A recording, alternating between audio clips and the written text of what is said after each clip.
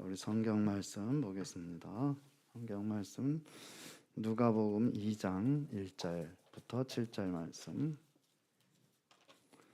누가복음 2장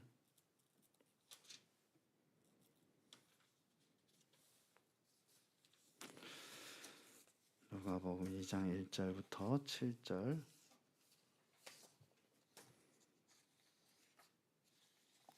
한 절씩 교도하겠습니다. 그때에 가이사 아구스도가 영을 내려 천하로 다 호적하라 하였으니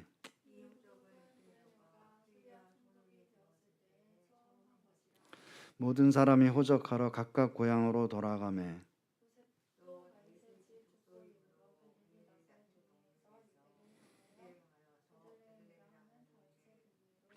그 약혼한 마리아와 함께 호적하러 올라가니 마리아가 이미 잉태하였더라. 첫 아들을 낳아 강보로 싸서 구유에 뉘었으니 이는 여관에 있을 곳이 없음이로라. 아멘. 이 성탄절을 맞아서 우리가 비대면으로 또 이제 예배를 하고 있는데 우리 참 무소부재하신 우리 하나님, 또 우리를 도우시고 언제나 우리와 함께 하시는 우리 하나님의 그 은혜, 또 이 세상에 우리와 같은 몸을 가지고 오셔서 또 모든 고난을, 인간의 모든 고뇌를 겪으시고 죽으셨지만 또 부활하신 우리 예수님 그 은혜를 다시 한번 기억하고 또 그 가운데서 우리 성탄절을 맞아서 또 하나님의 더 큰 은총이 우리 모든 성도들과 함께하고 또 모든 가정에 함께 하시기를 주의 이름으로 축원합니다. 자, 오늘 이 성탄절을 맞아서 누가복음 2장 1절부터 7절의 말씀을 가지고 구유에 누인 첫 아들이란 제목으로 말씀을 같이 생각해 보도록 하겠습니다. 이 당시에 이 천하는, 여기 천하라는 말이 나오죠. 천하로 다 호적하라 하였으니 천하라는 것, 이 천하는 로마 황제 가이사 아구스토의 다스림 아래에 있는 것 같지만은 사실은 그렇지가 않다는 것이죠. 이 당시 로마 제국이 지중해 주변 나라들을 거의 다 지배하는 그런 형편 가운데 있었지만은 그것이 천하 온 세계는 아니었다는 것이죠.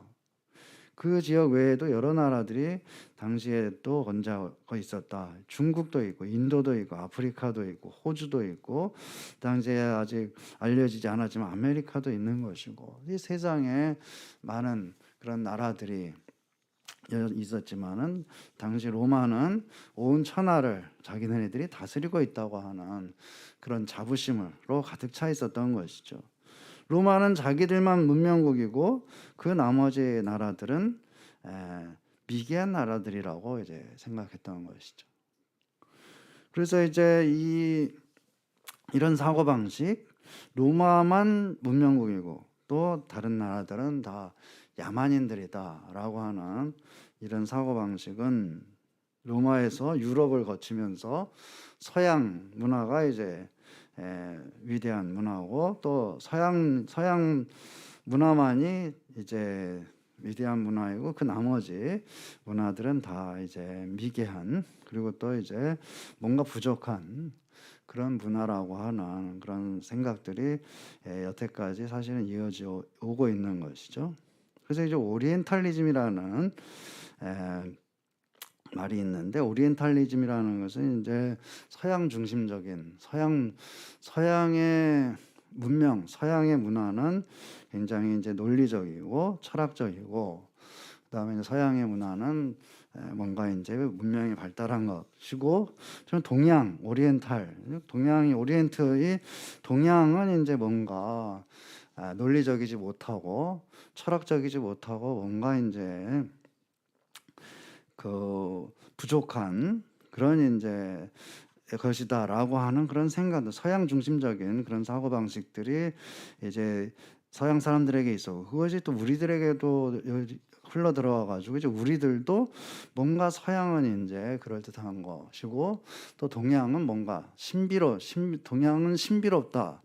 또는 이런 식으로 이제 생각이 되면서 뭔가 부족한, 논리적이지 못하고 부족한 것이 이제 이 동양의 문화하고 동양 사람들이라고 하는 그런 사고방식이 생기게 됐는데, 이것은 사실 그리스 로마 이때부터 이제 시작이 된 것이죠. 그래서 이제 그리스 로마로 이어지는 이 사람들은 자기네들은 이제 문명이라고 생각했고, 그 나머지 사람들을 갖다가 바르바로스라고 이제 그렇게 칭했는데, 바르바로스, 오늘날에도 이제 쓰이는 말, 영어로 그대로 가가지고 바베로스라는 말이 생겨나면 야만인데, 그 바르바로스라는 말하는 것이 이제 바르 이렇게 말한다 그래가지고 그리스 로마 사람들이 보니까는 사람들이 막 하는데 야만인 뭐 말더듬이처럼 바로 해가지고 그게 바르바로스라는 그런 호칭을 붙이고 했는데, 어쨌든 간에 이 로마 중심적인 이런 생각들이 이제 팽배해 있었는데, 그것은 착각이다. 로마 황제 가이사 아구스토가 천하로 다 호적하라고 하는 그런 명령을 내리고 있죠. 이 명령은 로마가 다른 나라 민족을 지속적으로 그리고 체계적으로 다스리기 위한 그런 정책을 펴고 있다는 것을 알게 해주는 것이죠.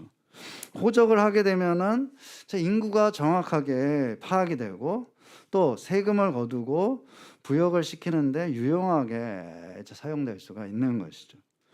호적을 하게 해서 인구를 파악하는 것이죠. 그렇지만은 로마는 식민지대 인구를 다 파악하지만은 로마의 시민권은 주지 않는 것이죠.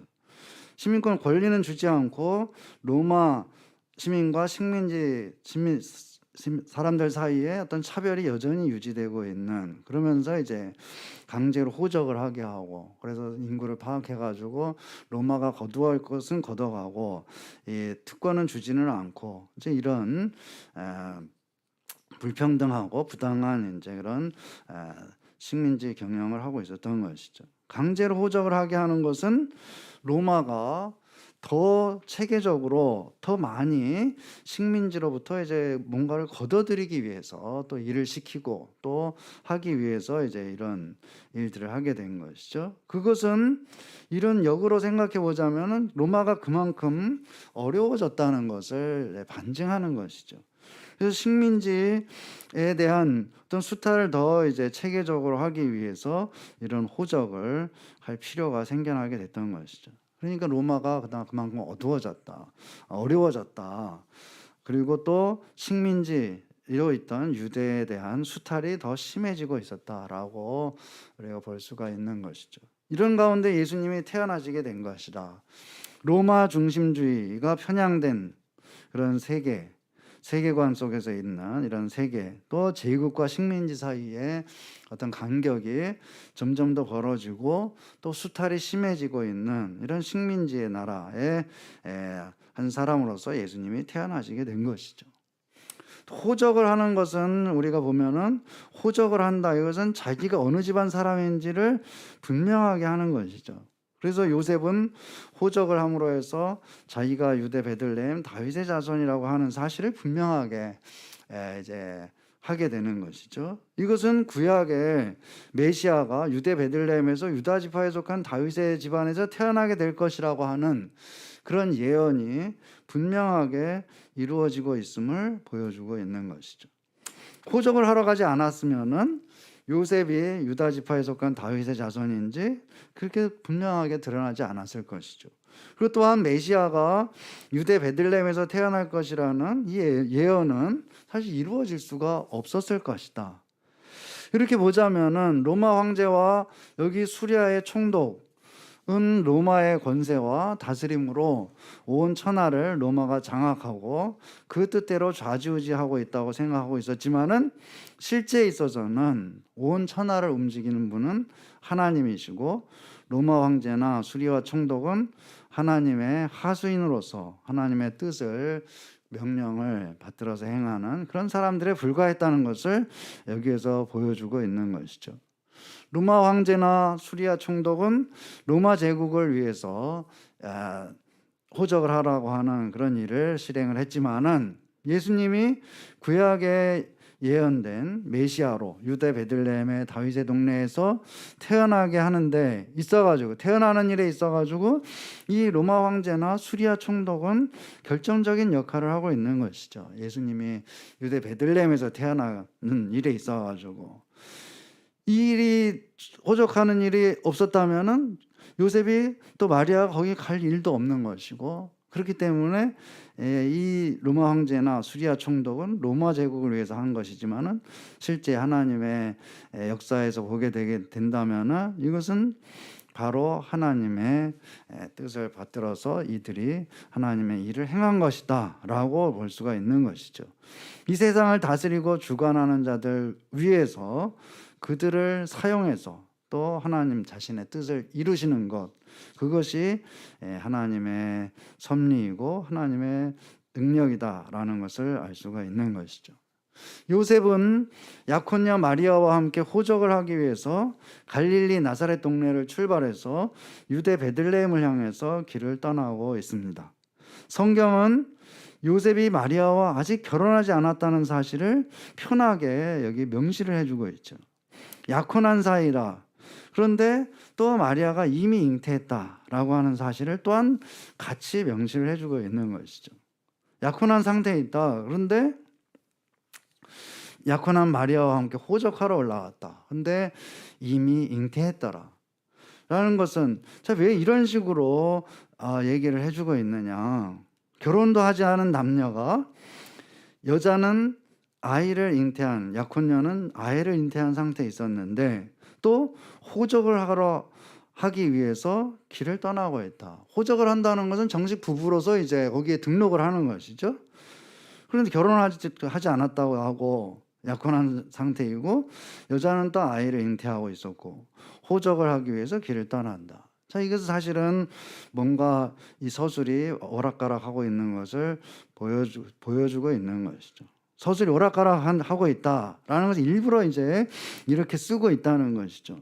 호적을 하러 간다면은 호적을 하러 가기 전에 결혼을 했어야 되는데 약혼한 상태로 호적을 하러 가는 것, 이것은 사실 정상적이지 않다고 볼 수가 있는 것이죠. 그렇다고 또 정말 이 여자가 아이를 잉태를 했는데, 아이를 가졌는데, 그렇다면 더더군다나 결혼을 했어야 되는데 약혼한 상태였다라고 굳이 얘기를 해주고, 그것은 아직 결혼하지 않았다는 것을 분명하게 보여주고 있는 것이죠. 결혼하지 않았고 약혼한 상태로 또 거기다 호적은 하러 가는, 아이를 가졌고, 마리아가 성령으로 잉태한 사실을 요셉은 천사로부터 들었던 것이죠. 그리고 마리아를 데려와서 같이 살게 되었다. 그렇지만은 결혼식은 올리지 않았다는 것을 암시하고 있는 것이, 보여주고 있는 것이죠. 요셉이 마리아를 데려오기는 했지만은 요셉과 마리아 사이에는, 특별히 요셉에게 있어가지고는 뭔가 깔끔하게 정리되지 않은 그런 부분이 여기에 있다는 것을 암시하고 있는 것이죠. 예수님은 이러한 환경 가운데 육신을 입고 이 세상에 오신 것이다. 예수님은 성령으로 잉태돼서 마리아의 뱃속에 있을 때부터 인간이 당하는 어려움과 곤란한 상황을 몸소 체험하신 것이다. 뱃속에 착상돼서 이제 그 뱃속에서, 마리아 뱃속에 자라면서 이 예수님은 인간이 겪는, 그런 인간이 당하는 어려움, 곤란한 상황, 이런 것을 그대로 고스란히 체험하신 것이다. 결혼한 부모가 아니고 약혼한 사이인 부모 사이에서 태어난 아들이 곧 예수님이다. 뭔가 깔끔하게 정리되지 않은 그런 관계 가운데서 약혼자이고, 근데 잉태를 하고 또 호적을 하러 가야 되는 이런 가운데서 마리아가 겪어야 했던 여러 가지 고민이나 또 어려움, 이런 것들, 이 마리아의 뱃속에 있는 예수님에게 고스란히 전달됐을 것은 이제 우리가 충분히 생각할 수가 있는 것이죠. 마리아는 임신한 몸으로 또 여행을 하고 있는 것이죠.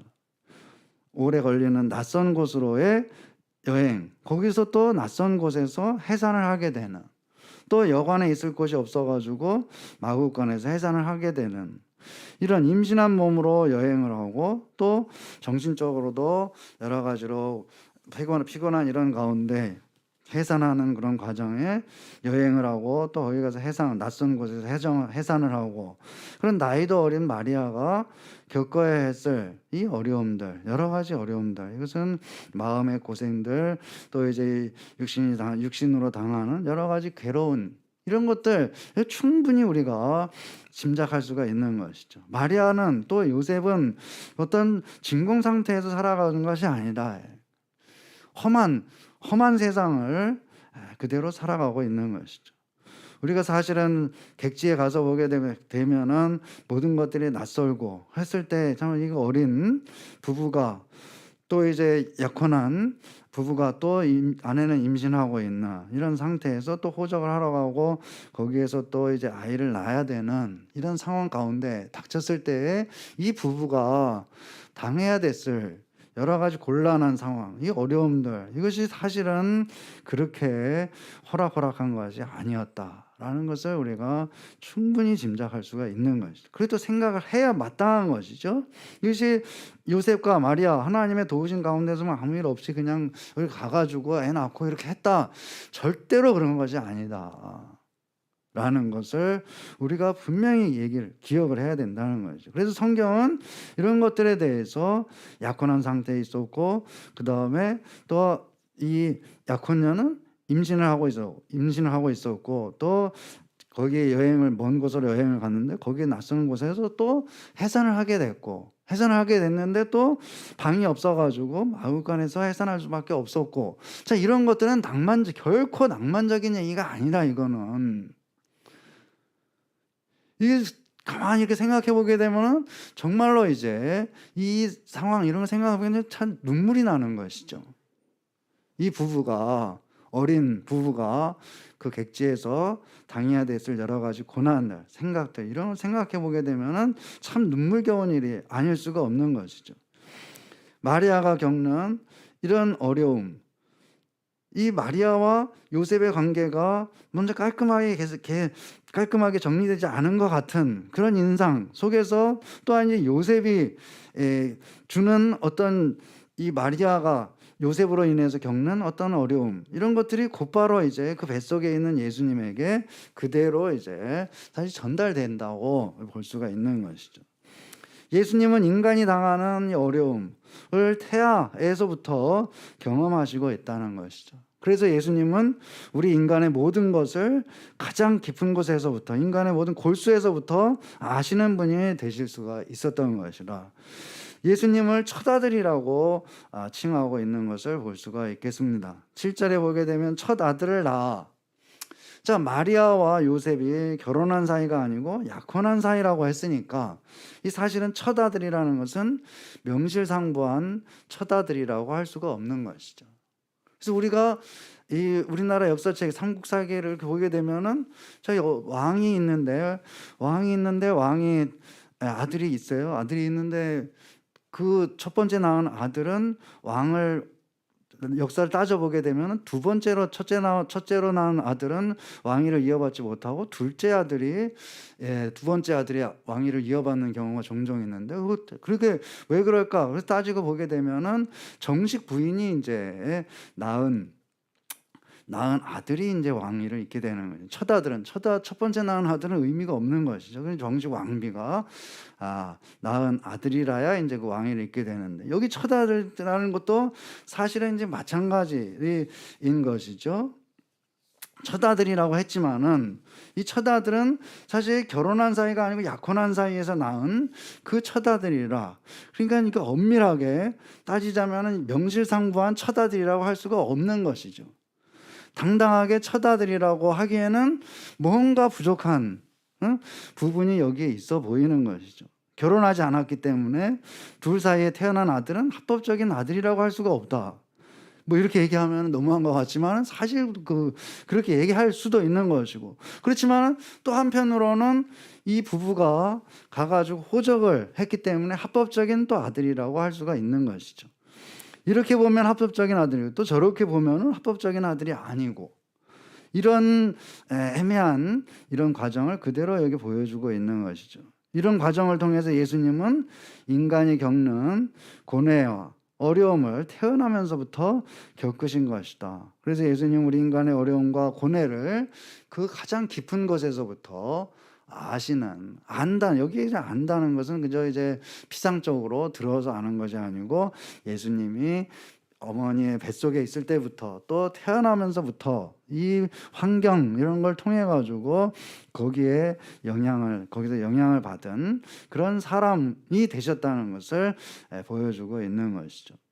마리아와 요셉은 첫 아들 예수님을 낳아서 강보로 싸서 구유에 뉘어놨던 것이죠. 요람에 뉘어놔야 되는데 요람에 뉘어놓는 것이 아니고 짐승의 먹이통인 구유에 뉘어놓은 그 이유는 성경에서 얘기해 주는 것은 여관에 있을 곳이 없었기 때문이다. 사람들이 잠을 자는 여관에는 방이 없어서 마구간에서 해산을 하고 태어난 아기는 구유에 뉘어놨다는 것이죠. 자, 여기에 요람으로 쓸만한 것이 구유밖에 없었다라고 볼 수가 있는 것이죠. 자, 이것도 역시 이제 낭만적으로 우리가 어렸을 때부터 이제 성탄절에 되면 많이 듣는 아주 그런 대표적인 얘기인데 구유에 누워 있는 이 아기라는 것은 그렇게 낭만적인 상황이라고 해서 이것도 볼 수가 없는 것이죠. 이 구유라고 하면은 목수가 지금 막 깎아가지고 무슨 뭐 요새 향기가 좋은 그런 나무로 깎아가지고 그것을 보기 좋게 만든 그런 구유였겠느냐? 사실 그렇다고 볼 수가 없는 것이죠. 항상 쓰던 구유이고 거기에는 말 먹이를 주기 위해서 여물을 쏘아가지고 거기다 부었고 거기에서 이제 그것이 그 나무에 베고 그래가지고 이제 그것은 거의 이제 찌들은 그 냄새에 찌들은 그런 구유였던 것이고 거기에서 이제 적당히 지프로 하고서 놓고서 이제 깔고 거기에 이제 강보로 싸가지고 강보라는 것은 우리가 언젠가 말씀드린 대로 이제 이 굵은 두터운 테이프 같은 거라고 할 수가 있겠죠. 이제 그 상처가 남은 쌈에는 그런 이제 끈 같은 거 그것을 이제 둘둘 이렇게 말아가지고 이제 뉘어놨다는 것이죠. 이것은 이 요람으로 쓸만한 것이 구유밖에 없었다. 이것은 굉장히 어떻게 보면은 비참한 그런 상황이라고 할 수가 있는 것이죠. 그렇게 또 좋은 냄새가 나고 향기가 나는 그런 나무로 만든 그런 구유가 아니다. 이것은 또 마리아하고 요셉이고 모두 경황이 없었다는 것을 뜻하는 것이죠. 여관에 방이 없고 마리아는 아이를 곧 낳을 것 같고 첫 아들을 낳게 된 경험이 없는 것이죠. 경험이 없어요. 첫 아들을 낳게 된 이 약혼한 부부가 뭘 어떻게 해야 되는지 도대체 알 수가 없는 것이죠. 그렇다고 해가지고 요셉이 빠릿빠릿해가지고 도시 사람처럼 서울 사람처럼 여관 주인에게 사정을 하든지 어떤 여관에도 들어있는 사람들의 사정을 해가지고 또 해산할 수 있는 방을 구하는 그런 이제 주변머리도 없는 촌뜨기 이 요셉인 것이죠. 주변머리 없는 요셉 또 그 약혼녀 마리아 마구간에서 아이를 낳을 수밖에 없는 이런 상황에 처하게 된 것이죠.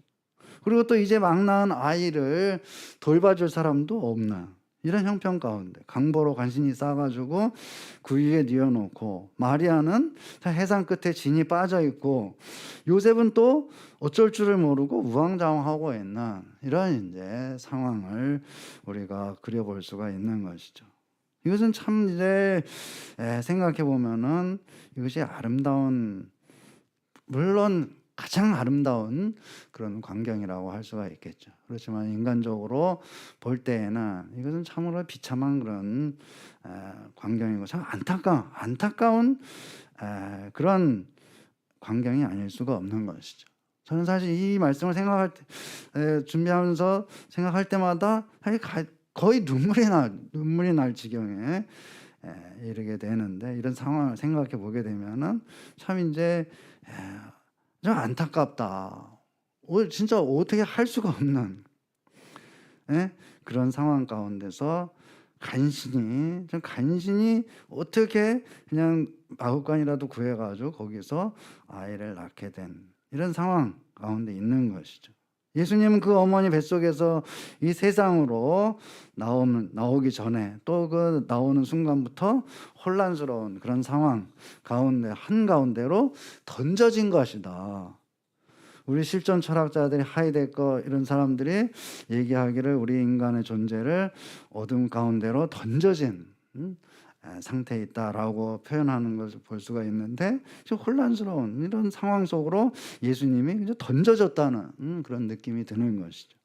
예수님 우리 인간에게 닥치는 혼란스러운 상황 속에 고스란히 그것을 모든 것을 겪으시면서 이 세상에 오신 것이다.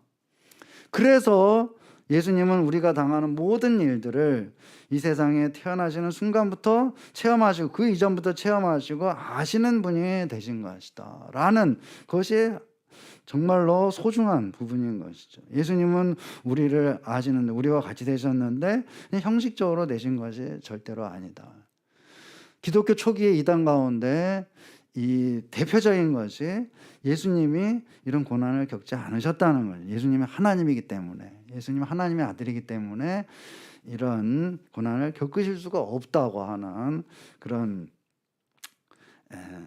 이단들이 생겨나게 된 것이죠. 그냥 잘못된 것이다. 성경을 오해하고 곡해하고 성경을 잘못해서 완전히 잘못 본 것이다 라고 할 수가 있는 것이죠. 예수님은 이 세상에 태어나시기 이전부터, 뱃속에 있을 때부터 이러한 인간이 당하는 고뇌, 마리아의 고뇌, 요셉의 고뇌, 또 마리아와 요셉이 낯선 곳에서 당해야 되는 이런 일들을 그대로 겪으시면서 이 세상에 태어나신 것이다. 그래서 예수님의 뱃속에서부터 이 예수님에게 영향이 미쳐지게 되고, 예수님에게 그 모든 어려움과 고뇌와 이런 것들이 그대로 전달돼서 예수님은 그 모든 것을 아시는 그런 분이 됐다는 것이죠. 겪으신 분이라. 이 예수님이 우리 죄를 대신 지시고 십자가에서 죽으시고 부활하시고 승천하심으로 하나님 보좌 우편에 앉으셨다. 그리고 거기에서 우리를 위해서 탄원하시는 것이죠. 우리 인간의 모든 것을 체험하시고 아시기 때문에 우리 마음의 생각과 우리 깊은 곳에 있는 고민, 우리의 괴로움, 이것을 익히 다 아시는 것이죠. 그래서 우리에게 알맞게 하나님에게 우리를 위해서 구하실 수가 있는 것이고 구하시고 있는 것이다. 우리는 하나님께 기도할 때 그래서 예수 그리스도의 이름으로 기도할 수가 있는 것이죠. 그래서 맨 끝에 우리가 예수 그리스도의 이름으로 기도합니다, 예수님의 이름으로 기도합니다 라고 하는 것은 바로 그 예수님 이름으로 기도할 수 있다는 것은 예수님이 우리와 같은, 또 우리가 겪는 모든 고난을 다 겪으신 그런 분이고 우리를 잘 아시는 분이기 때문에 예수님의 이름으로 기도할 때 우리의 기도가 하나님에게 이르게 된다는 것을 말씀하고 있는 것이죠.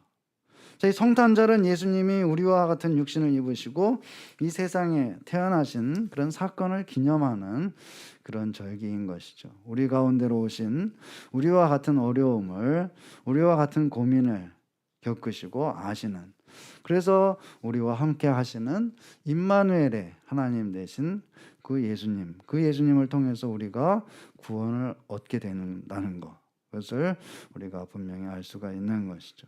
우리 다시 한번 이 성탄절을 맞아서 참 인간이 되시고 우리 인간의 모든 것을 체험하시고 모든 것을 아시고 또 우리를 구원하시는 우리 구세주 예수 그리스도를 믿고 구원과 평강의 삶으로 살아가는 저와 여러분이 되시기를 주의 이름으로 축원합니다. 기도하겠습니다.